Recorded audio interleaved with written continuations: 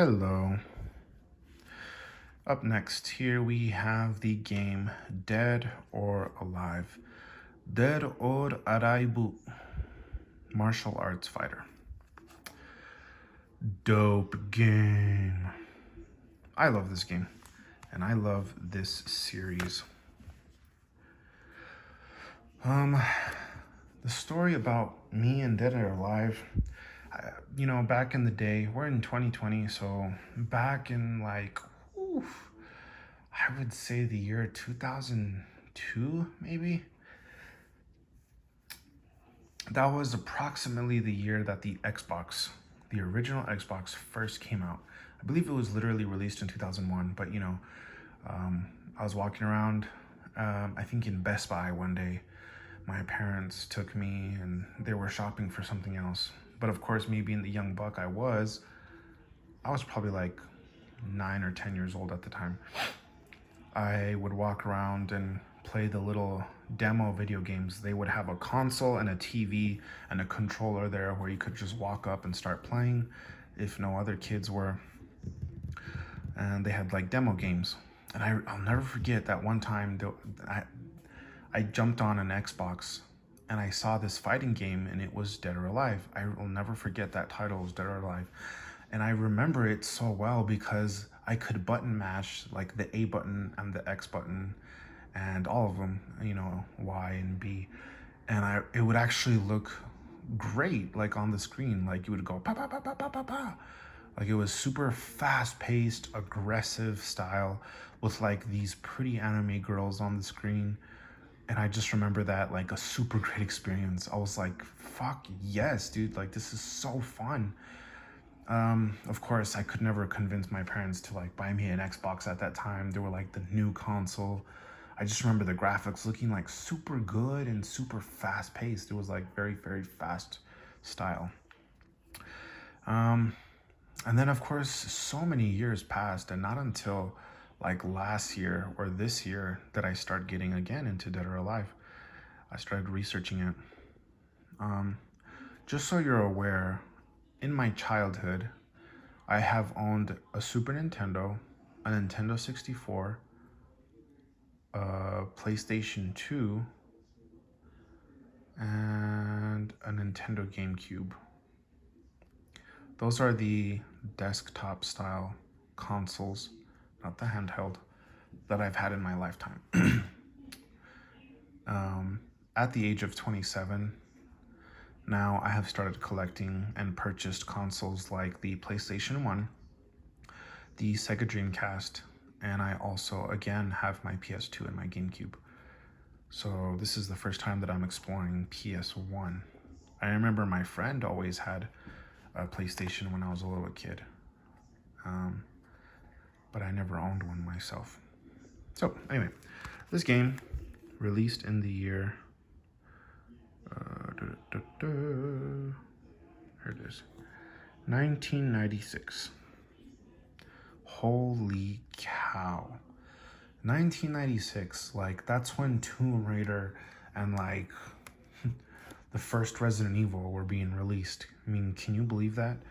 It's ridiculous. Like this game had excellent graphics in my opinion for its time. Excellent. Super smooth. Let's check out the manual. Let's see if I can take it out.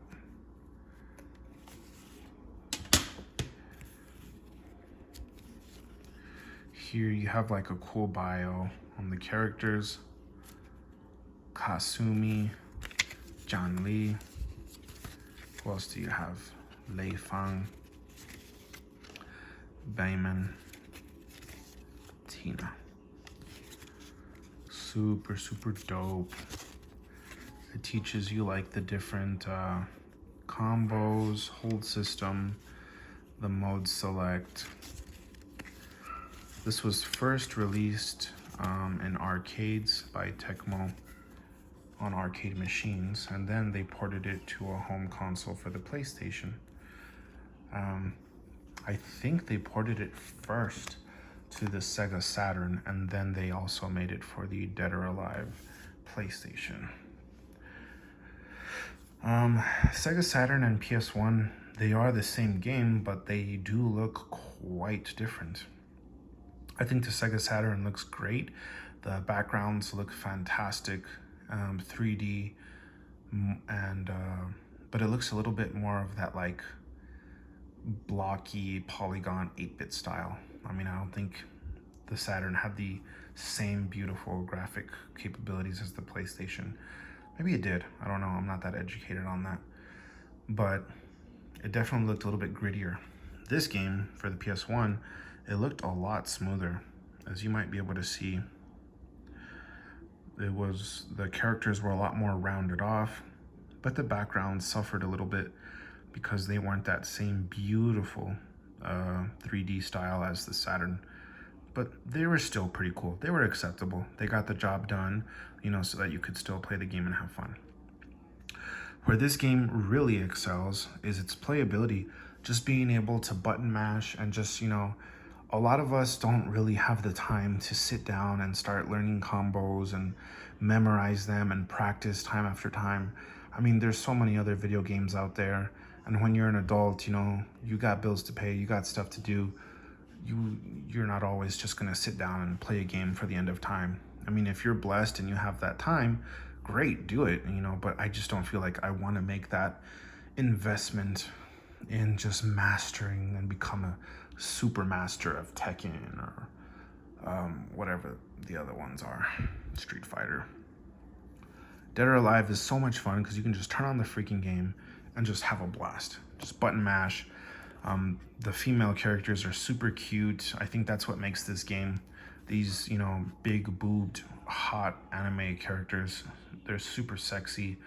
I mean, in '96, they even got the mechanics of the video game to where like their breasts are able to like bounce up and down and be like sexy. So that's super hot.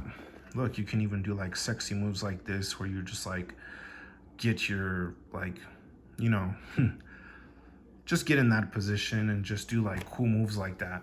I mean, and the gameplay is like super quick too. It's not slow and laggy. It's just a blast. The women are a total knockout. You know what I mean? So I'm not the only one who kind of thinks that.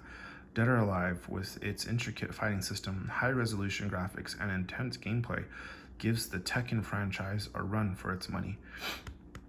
Yep. Beautiful women, danger zone mode, reversal attacks. What more do you want? I mean, the creator of this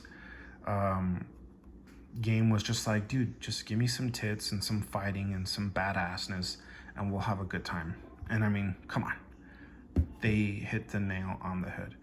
Super, super good. Easy to get into, hard to beat.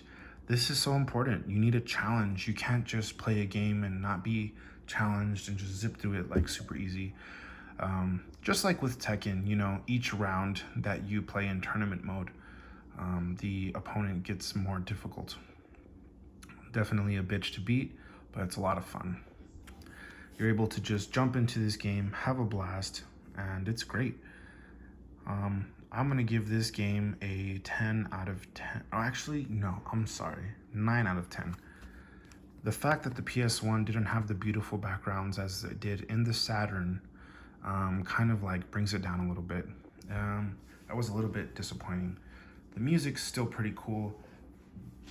You know, the characters are awesome and the playability is great. I adore that they kept the same main characters throughout the entire series since day one, like Kasumi and stuff like that, even though she's not on the front of this cover. But regardless, Kasumi's my girl for life. But yeah, this game is so much fun. For '96 especially. So 9 out of 10. If you could have combined the Sega Saturn backgrounds with the PlayStation 1's